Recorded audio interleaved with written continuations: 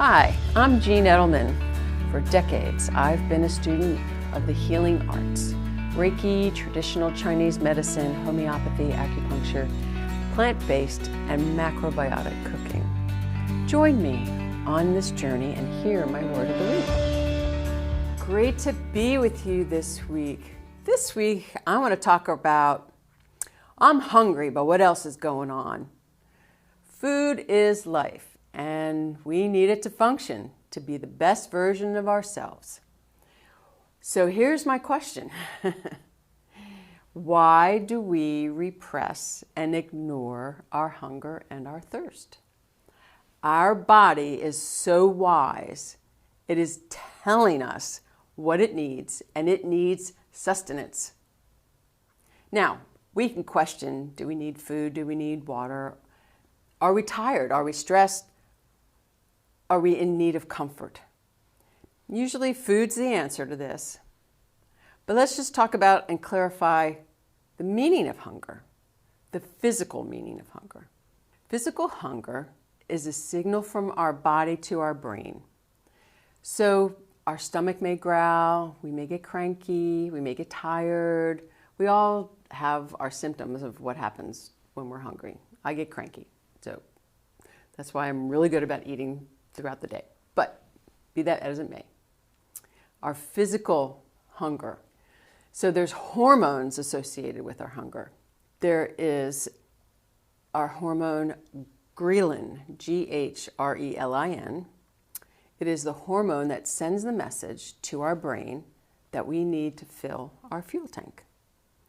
Now, once we've eaten, there's a hormone leptin, Leptin. This is the hormone that sends the message that we're full. When we eat at regular times during the day, we have this very good balance. We're not letting these hormones get out of whack. But the norm is that when we're busy and we don't take the time to sit down and eat, now insulin's kicking in, now glucose is kicking in, now cortisol comes into play. And we throw ourselves so out of balance.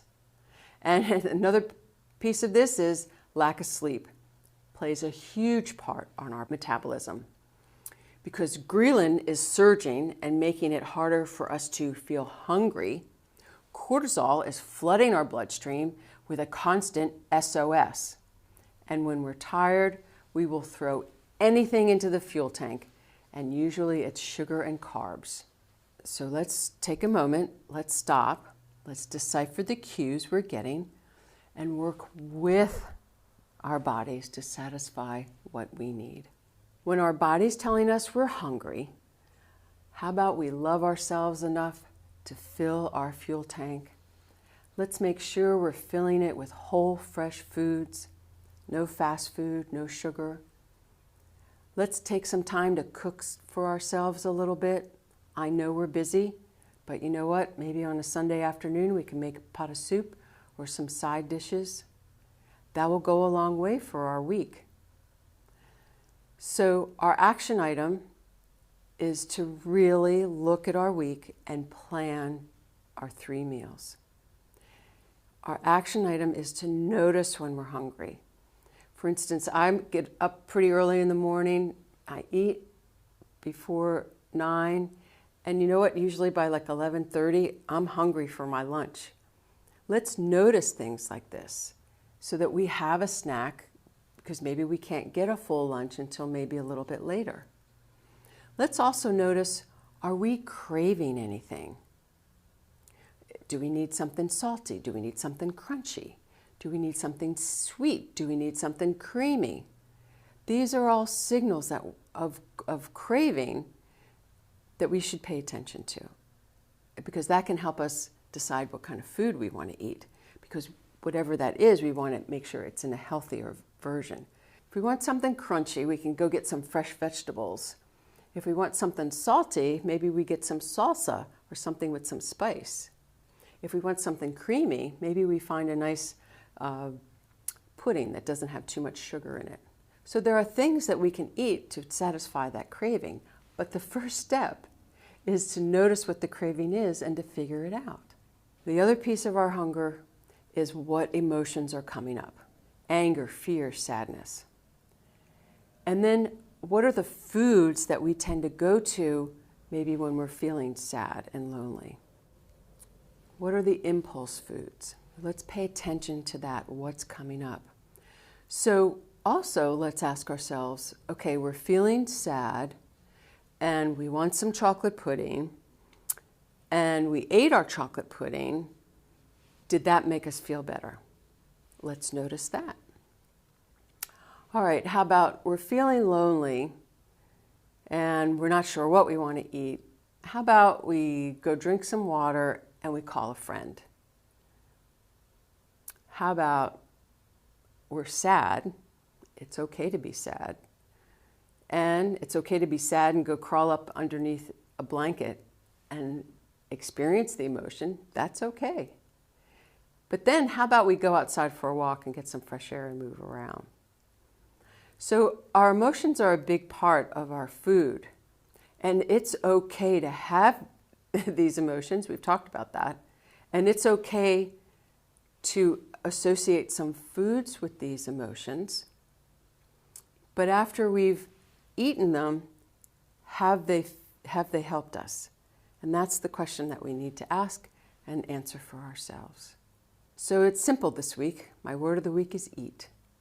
The E is to enter. Enter into a new contract with our body. Today we can change and we can shift and we can be more in tune.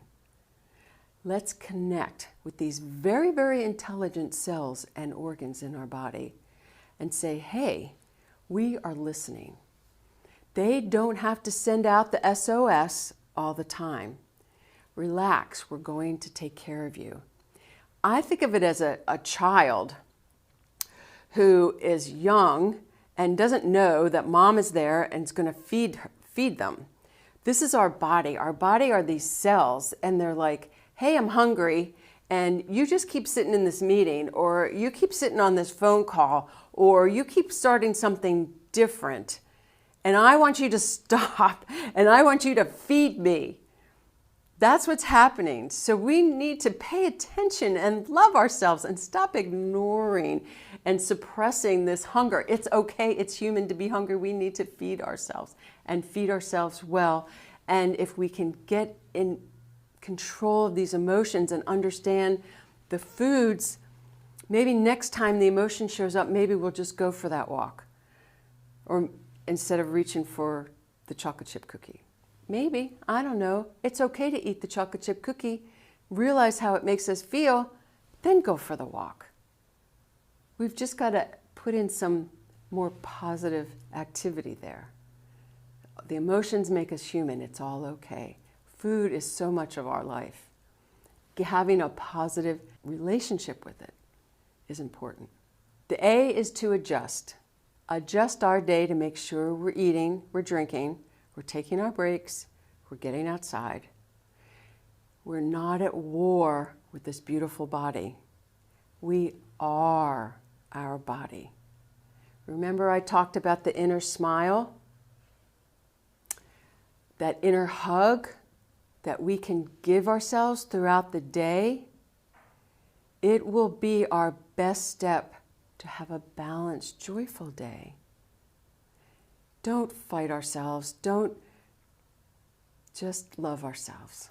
And the T is to tune in. And this occurs in our micro moments. Our body's constantly sending us these messages. If we start our day tuned in and have the intention that we're going to listen throughout the day, I think our body will remain calm and we can have a nicer cruise through our day instead of our body being that little child saying, feed me, feed me, feed me. I'm hungry, hungry, hungry. Stop, stop, stop. So let's be friends with our body. Let's give it that hug. Let's give it that inner smile. Let's start the day saying, hey, I'm going to listen. I'm here for you. Let's figure out some nice food for the day.